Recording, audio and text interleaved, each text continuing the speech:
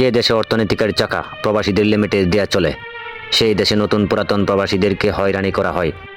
সেই দেশে এয়ারপোর্টে আগুন লাগবে না লাগবে কই? যে দেশে 95% মুসলমান থাকার পরেও আলেম ইসলাম নিয়ে কটূক্তি করা হয়, সেই দেশে এয়ারপোর্টে আগুন লাগবে না লাগবে কই? যেই দেশে ইসলাম নিয়ে কটূক্তি করলে বিচার হয় না, নৌকার দানে শীষের মিছিল বাইর করলে বিচার হয়, সেই দেশে এয়ারপোর্টে আগুন লাগবে না লাগবে কই? যেই দেশে নাম আছে শিক্ষা জাতির মেরুদণ্ড, সেই দেশে এয়ারপোর্টে প্রবাসীদের শখের কিছু সামান মা বাবা ভাই বোনদেরকে দেওয়ার জন্য ওই সামান চুরি করে রেখে দেওয়া হয়, ওই দেশে এয়ারপোর্টে আগুন লাগবে না লাগবে কই? যেই দেশে প্রবাসীদেরকে সম্মান দেওয়ার বদলে খাদ্দামার কামলা বলে স্বীকৃতি দেওয়া হয়, সেই দেশে এয়ারপোর্টে আগুন লাগবে না লাগবে কই? আমার মতে যেই জায়গায় আগুন লাগছে সেই জায়গায় আগুন লাগা উচিত হয় নাই। যেই দিক দিয়ে যাত্রী যাতায়াত করে ওই জায়গায় আগুন লাগা উচিত ছিল। ওই জায়গাটা প্রবাসীদের হাহাকারে অন্ধকার হয়ে গেছে। ওই জায়গায় আগুন লাগলে আমি অন্তত একজন প্রবাসী হয়ে খুশি হইতাম, 2 রাকাত নফল নামাজ আদায় করতাম।